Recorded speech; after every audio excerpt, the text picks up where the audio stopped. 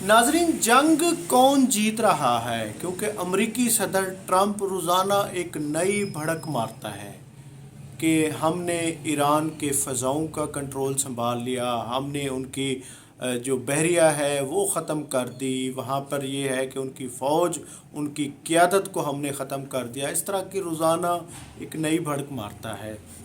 और यही सूरत हाल नेतन्याहू की भी है। उसकी तरफ से भी कहा गया है कि हमने ईरान की फ़िज़ाओं में हमें कोई मज़ामत नहीं है, ईरान की फ़िज़ाओं पर हमारा कंट्रोल है और जल्द ही हम बड़ा कंट्रोल भी हासिल कर लेंगे।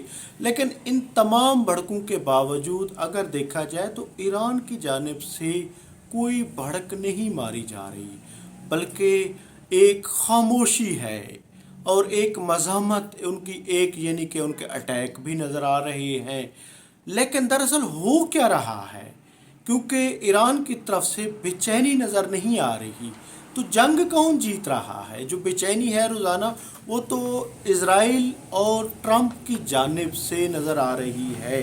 जबकि हक़ैक़ तो ये कह रहे हैं, हक़ैक़ जो कह रहे हैं वो ये है कि अब तक रजीम चेंज नहीं हो सकी। ईरान के बाज़ार भी खुले हैं, कोई कहत भी नहीं है, कोई अभी तक माशी अफरा तफरी भी नज़र नहीं आई। हालांकि उनके तेहरान में उनके जो ऑयल डिपो हैं, जो ऑयल रिफाइनरी हैं, उस पर भी अटैक हो चुके हैं, वहाँ पर भी आग लग चुकी है, नुकसान भी नज़र आ चुका है। उसके मुतबादल वो उन्होंने इसराइल की हाइफा ऑयल रिफाइनरी पर भी अटैक किया है। जंग ज़ोरों पर है। तो ये जो तासुर मिल रहा है, और बाज़ तजियाकार ये भी दे रहे हैं कि ईरान लूज़ कर रहा है।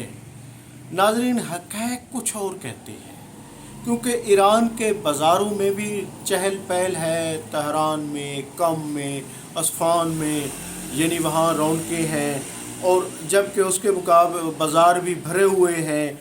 इसी तरह ये है कि इज़राइल के लोग बैंकरों में रह रहे हैं, डेड बॉडीज़, नुकसान को भी छुपाया जा रहा है, तस्वीरें खींचना मना है। इस तरह की चीज़ें जो है, परेशान तो इज़राइल लग रहा है।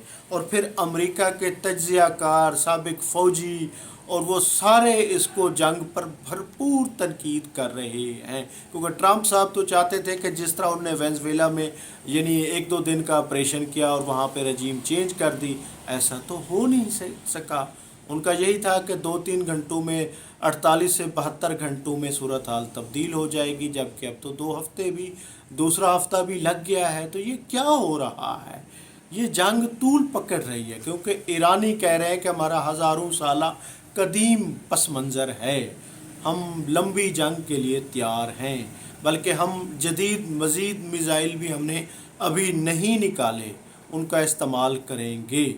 तो नाज़रीन, एक तरफ भड़के हैं, एक तरफ खामोशी है। तो लगता है कि ईरानी जो है वो लंबी जंग के लिए अपने आप को वो कर रहे हैं, और वो सरेंडर करने के लिए तैयार नहीं हैं। तो इससे क्या होगा? नाज़रीन, आपको याद होगा रूस ताकत में कहीं ज़्यादा था, और जबकि यूक्रेन उससे बहुत कम था। लेकिन उस जंग ने रूस के भी असाब को यानी शेल कर दिया, थका दिया, मईशत का बुरा हाल हो गया। दोनों एक साइड पे तो तबाही है, लेकिन दूसरी साइड पे भी तबाही जो है ना, मईशत की नज़र आ रही है। और यही खौफ अब अमरीकी तज्ज़ियाकारों को लाहक हो गया है। तो अब आप अंदाज़ा लगा सकते हैं कि जंग कौन हार रहा है। ये सवाल बहुत अहम है, क्योंकि अमेरिका ने तो नहीं सोचा था। ट्रंप को अब बेचैनी यही है, क्योंकि वो चालाक भी है, वो शातिर भी है, वो मकार भी है, वो रोज़ाना एक नया झूठ भी घड़ता है, ताकि किसी तरह ईरान को, ईरानी क़ियादत को अपना उसके वो करके अंडर प्रेशर करके किसी नहज पर लाया जाए और जंग का रिज़ल्ट बदला जा सके। जबकि हक़ैक़ ये नहीं कह रहे। बेशक ईरान लग रहा है नुकसान हो रहा है, वहाँ पे तबाही भी नज़र आ रही है, लेकिन अमेरिका अपना नुकसान छुपा रहा है। त्यारे भी गिर गए हैं, और मज़ाफ़ात के रेडार भी, मिज़ाइल सिस्टम भी, बहुत कुछ उसका भी वो हो गया है। इसी तरह इज़राइल पे तो अरबों डॉलर का उनका यानी कि मईशत, तो उनका भी कबाड़ा निकल रहा है।